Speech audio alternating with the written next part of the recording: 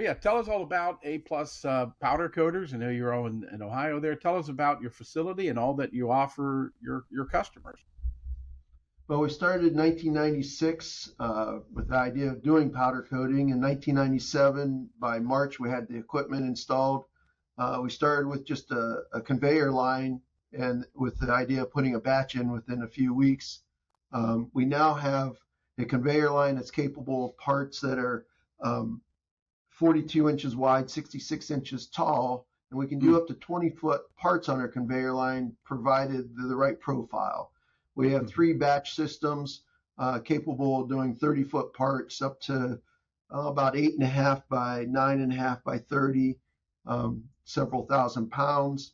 We have 3 blast rooms. The largest is a 15 by 40. We use garnet primarily for blasting. We also have tumble blasting. We also have blast cabinets. And we're a full service powder coating, packaging, blasting, media blasting, obviously, company. Mm-hmm. Right. Yeah. Like I said, I read a little bit about you all. You kind of started this because you were looking for a coder, right? And really couldn't find somebody that suited your needs, from what I understand. And so you kind of started your own. Yeah. So I am, I love building cars as my hobby. And I've been doing that since I was a teenager. And in 96, I had built a car a couple years earlier, and in 96 I read in Hot Rod magazine about powder coating. Never heard of it, really didn't understand it. Read it in Hot Rod magazine that it was the next trend in car building, and so I thought, well, maybe my car would win some shows if I powder coated some parts. So my plan was to powder coat the intake and paint the motor, and repaint the inner fenders, the body color, and just jazz it up. And so I went to 2 different powder coaters, and they each told me it'd be, one said around 8 to 10 weeks, the other said 10 to 12 weeks. And the problem was the second one was they were both just little, what I call mom and pop shops. They were one owner, 2-car garage size, maybe a little bigger. And the second guy said to me, he said, I'm really busy. You're going to have to talk to me while I work. And being that I have a background in painting cars, when he pulled parts out of the oven, by the time our conversation was done, the parts were cool enough that he could touch them and handle them and wrap them in foam. I was just mesmerized because to me, you never touch a car part that you've wet painted for days. Right. Mm-hmm. And then he told me it's 10 to 12 weeks. And I thought, well, there's room for competition. This is 1996, a little before the internet was really big. So I looked at my local phone book. There really weren't many powder coaters. I'd driven an hour to see this guy and just thought there's room for competition. Little did I know there were a lot of other powder coaters in our area at the time, but we've started. I didn't want to start a mom and pop shop. I am a business owner, I'm a manager. And so my plan was always to have a company large enough to handle production and do production versus car parts. Although we will do lawn furniture and car parts for the locals if they bring them in and want them done. But our bread and butter is industrial, commercial, architectural, those type of things. Right. Yeah, I was going to say, you really hit on a unfilled need there, right? I mean, you all have grown, expanded. I mean, I like you said, I know you didn't want to be a mom and pop, but this has kind of exceeded what you probably set out to do with how the need, and like I said, and how much you've all have. I know you've had many expansions and things like that, right? Yeah, we've had about 12 additions. We started with 11,000 square feet. We're currently at 95,000. By the end of the year, we should be 115,000. We're adding 2 more buildings this year if things go well. But when I initially started, I thought we could be a production shop. And my thought was we'll have 1 conveyor line, a batch system, maybe eventually do media blasting. And we started with a handful of people. And I envisioned it getting to maybe 40,000 square feet, 20, 25 employees, just a nice size little business. We're currently 3 shifts and we're about 72 employees. And we run Monday through Friday, all 3 shifts. Third shift's a little lighter. They do more prep work and getting things ready for the next day. Gotcha. Yeah. Terry, you're the guy that is charged with going out and getting this business. What type of industries are you all serving? The beauty of having both batch and conveyor systems is it's extremely diverse. We have companies that do huge volumes of, say, aftermarket automotive parts, heavy equipment parts. And then we have companies that do a lot of large architectural gates and large production machinery, those sorts of things. So it really helps me out that we have such a diversity of workload and can handle those kind of things. The other thing that helps me out is Bob early on established the company that was going to be based upon quality and service. We don't even attempt to always be the cheapest guy on the block. You're typically giving something up when you're the cheapest guy on the block. And if you look at our website, you'll notice the cars he builds. He's sort of undersold it. They are world-class hot rods. So, nothing against Bob, but he's extremely picky. Therefore, so is his company. And that really helps that we can sell that level of service and quality, and we can sell it to a lot of various industries. Right. I noticed. Yeah, go ahead. Yeah. I was just going to say, when I started the company, I'm competitive. I wanted to be the best in the area. If we're going to do powder coating, I wanted to be the best. I didn't want to just be status quo. And so we've never been the guy that people come, we need a down dirty price. We're not your guy. You need quality and service. We're the right people. In a given month, we run about 100,000 parts a month. Return from customer last year, we had 6 months that we had 0 parts returned. The other months were less than 10. Our percentage return, that's what customers are paying for. They want to know they got parts that are good to go, that they don't have to send a bunch back, sort through them. They pay for us to do that. Our cost might be a little more, but it saves them. We don't shut down production lines because they're finding lots of bad parts. They're finding good parts, usable parts, and that's what we're known for. We go above and beyond. We try to deliver, if the quote's within driving distance, Terry delivers the first quote. He also tries to show up for the first order to do an inspection. Does this meet your expectation? Setting standards for what they need so that our quality team then can have a standard by what do you need? Obviously we want to be above what you need, but we don't want to be offering Class A finish when all you wanted was a C, because it can be done a little less money. Right. Yeah. How many employees do you have there now working with you all? Between 70 and 72 right now, and we'll probably be adding another 5 to 10 this year. Right. It's funny. Like I said, I noticed, you talked about that is that, people talk about, reject rates and things like that. And I know you guys are shooting for perfection. And how do you drive that to, your managers, your employees, the different shifts? How do you drive that? How do you get that to them and keep it going every single day with that? Well, I'll be honest, for the first number, probably 10, 15 years, it was a struggle. But about 12 years ago, we did what I would call a cultural remodel. We decided that we were going to change our culture within our company. We had negative people up to that point, and we'd always look for ways to get rid of them by writing them up so we wouldn't have to pay unemployment. And what it did to us was it made the other employees quit and leave because they hated working with Joe, who's just a miserable person to be around, because I didn't want to pay unemployment. And so we did a cultural remodel. We brought a gentleman in, and he helped us see the value in treating our employees better, making them more valuable to us. And I tell people all the time, they are my greatest assets. I can have the biggest building, the nicest equipment. Without great employees, it's worthless. And so when we started that and we started working on it, like yesterday, we had one of our monthly meetings. We talked about how can we improve? How do we work between shifts better? That's always an issue in any company, is that inter shift. Well, they didn't do this, or they set me up for failure. We really work on that. We talk about it. We work on how can we make it better. And when we did that, people started to take ownership in the company. They started valuing what they did. Our employee retention rate went way up. We used to turn over people every year or two. Now we have probably, 15, 20 people that are over 10 years since we started doing this. Might even be higher than that. So we really work on our culture. We let them establish the values. Everybody has values, what you live by, what you believe in.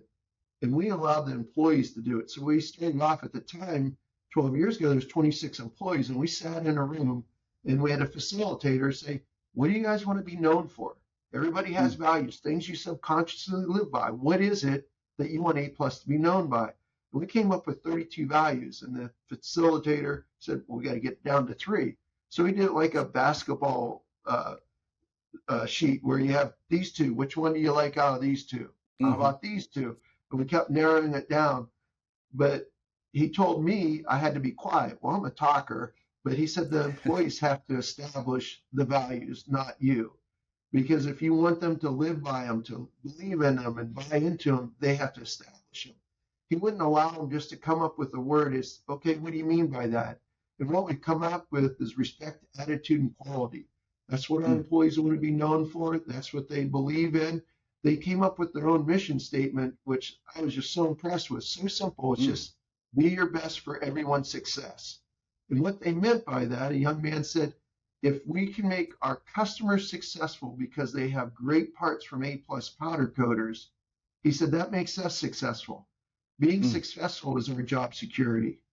And that, what more could you ask for from employees? That's incredible, like I said, because like you said, to drive that message and that they get that, some people look at it sometimes as a paycheck and just, they can come in and do things, but to take that pride of what they're doing is really incredible. Hats off to you all for doing that. How do you maintain that keep going on? Like I said, you can't bring in facilitators all the time, but how do you do that? It seems to me that a lot of the existing employees can sort of teach that to the people that you do bring on. So absolutely. So everything we do comes back to respect, attitude, and quality. If an employee's got an issue, it can always be tied to respect, quality, or attitude. It's one of those three things. And so even our disciplinary action, our performance improvement plans are based on those three things. The employees are very much involved in hiring now. So if we hire somebody, we bring them in as a temp just to try them out. And after 2 weeks, they fill out a survey. How did the people training you do, particularly in respect, attitude, and quality? And then the people you work with fill out a survey about you. How'd you do in those three areas? Are you keeping up with the pace that you want them? And so then we take that feedback back to this employee we're considering, say, here's what they're saying about you. You need to find ways to be busier maybe when products aren't coming out of the oven. You need to, hustle a little more.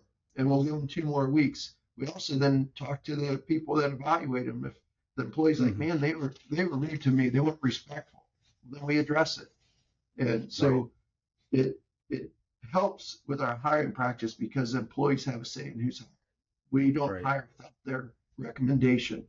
And so we work on it. We also once a month have a meeting where all 3 shifts come in on a Monday in the afternoon on an overlap, and third shift just works with second shift that day. And we build on it again. We have weekly quality meetings, which we talk about things again. Is there issues that we're having with things? How do we handle it? Here's a problem we're having with the customer. Guys, what can we do? We involve the employees in our decisions. A couple of years back, I wanted a new conveyor spray booth. I got all the sprayers together. I showed them my design. I haven't sprayed in 25 years and only a little bit. And I had this great design and they started pointing out flaws in it. That's not going to work because of this. And so I redesigned it, went back to them, and they said, okay, that's a lot better. How about a few tweaks? And at the end, we had a booth that functioned very well because we took their expertise, which I believe every employee has their expertise in something. And as I said, they are my greatest asset. So I value their opinion. I've really shifted my approach as the president of the company. In the past, all of a sudden the bulldozer would show up, start moving dirt, and someone say, are we building? They had no clue. I just didn't think to tell them. Now, at our yearly end of the year meeting, here's my vision for next year. Here's what I'm hoping to do. And then when we decide we're actually building, I'll announce it. Hey, yesterday I said we're going to be putting up that new warehouse next year, that it looks like it's a go, finalizing a few things, but they're involved. I want them to feel vested in it, and I value their opinions, and I have an open door to them. But you have people that have been here a while. They are great for training new employees. We require that out of them. You've been here a while. You need to set the standard for what we're looking for. And we have great guys. Seems to be working great. I know, Terry, you guys are one of the few that have that PCI 3000 certification. There's only a handful that have done that. Tell us about that. When did you get that? How did you guys? I know you had to prepare for it. And how did that go for you all? Well, Bob and I were members of the industry, pretty active members. We went to a lot of PCI functions, and a number of coders, including ourselves, were asking for something that'll set us apart from someone who wipes a part down with solvent and coats it. and the PCI 3000 program was kind of the result of those conversations. And then when we signed up to become part of that program, I think, did an initial phone call where they outlined, here's what we're going to audit and what we're going to be looking for. So Bob and I reviewed our processes, our procedures, made sure they were in line with what we needed to do there. And then we had them come in, perform our first audit. We've maintained an activity with that. We've stayed members of that program throughout.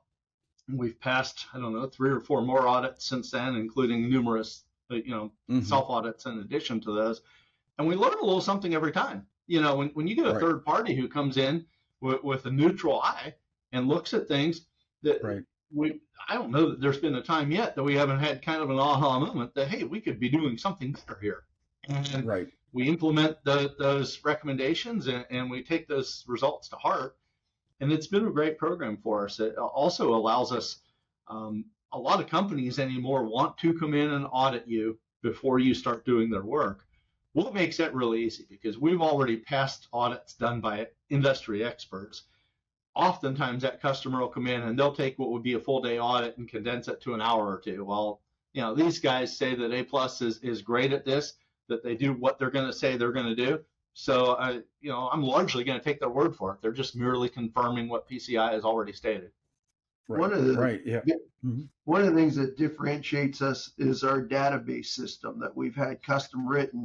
So we quote from it. We work orders are done by it, but it notifies different stations when they log in. This is what's required. This is what that customer wants. And so we can track everything. We can track the oven temperature, how long a part was in the oven, what was the temperature. Did the oven go out? Did it default and go out or something? And so we can go back and see what happened when there is an issue. We track numerous different things, but it allows us to also invoice. And the work order, again, it tells what needs to be blasted first, needs masked, what needs done. And when mostly the quality, from other companies, the quality manager comes in and sees the detail that we have, they're pretty much satisfied and impressed with that we have the records and accountability for everything we do. And I think we probably lead in that a lot better than a lot of other powder coaters. Certainly does. The old Ronald Reagan, trust but verify, right? You've got to verify that. And I know, like you said, you, like I said, you starting this out because you were a customer of the industry, and now, like I said, shooting for that, perfection. I know you guys do, over 100,000 parts, and like I said, you have very few and rejects and those type of things. And so, and like you said, that's to do that on a daily basis, and even break it down even to a shift basis, right? Very hard to do, right? I mean, and having everybody on that same boat and getting those those certifications and such like that. Like I said, I'm sure your customers love it, Terry, right? When you can, they're probably not used to that, right? They're probably, if they've come to you from somewhere else, they're probably not used to it. They are not accustomed to it. Bob's right. We invite people in for tours, and we are excited about giving tours. It's not a nervous moment. It's invigorating to us because we get to show what our capabilities are and how we do things and who we are. Yesterday, I actually went out in the morning and performed one of those I called a first order audits that Bob talked about. And the gentleman came out. We were looking at his parts and everybody said, "I've got to tell you, I have never had anyone from any of our vendors, and I don't mean just powder coaters, I mean anyone, come to our facility and look over the first order and make sure we were happy with how things are." And that's really impressive. So it makes my job a whole lot more fun because I go to these audits and occasionally we'll find a couple little minor things that we need to tweak. But that's kind of part of the purpose of it is if there's some little thing that's wrong, let's not let it fester for 6 months and then wonder why someone's upset. Let's get it fixed right away and move forward with everyone being happy. So it makes my job a whole lot of fun to go there and see that we're doing things well, that the customers are happy, and really, ultimately, all of our job is to solve problems. Well, if we can solve problems and make issues go away, we are going to be very successful, and we have been. Right. Yeah, I was gonna say definitely that'll go that way. Now you mentioned too, you're doing some more expansion this year. Is that what you're Yeah, talking about?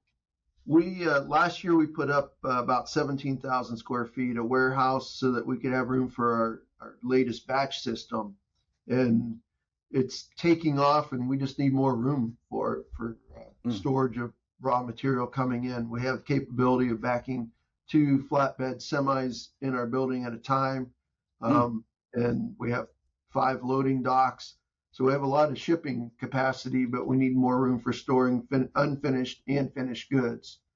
So we're going to be putting about 17,000 square feet warehouse, and then a small shop and some additional offices across the street from our main facility. We sit on about 9.3 acres, and currently we're 9,500 or 95,000 square feet under one roof, but we're going to put a building across the street for some of the maintenance things that we just need to get stuff out of the way sometimes. Right. Terry, where's your customers? Are they located regionally, or how far are they coming away to? It sounds like people would go pretty far to get the service you guys are offering. They do, and I don't think Bob or I either one envisioned just how far people would come. We've got an account in Texas that pretty regularly sends us parts.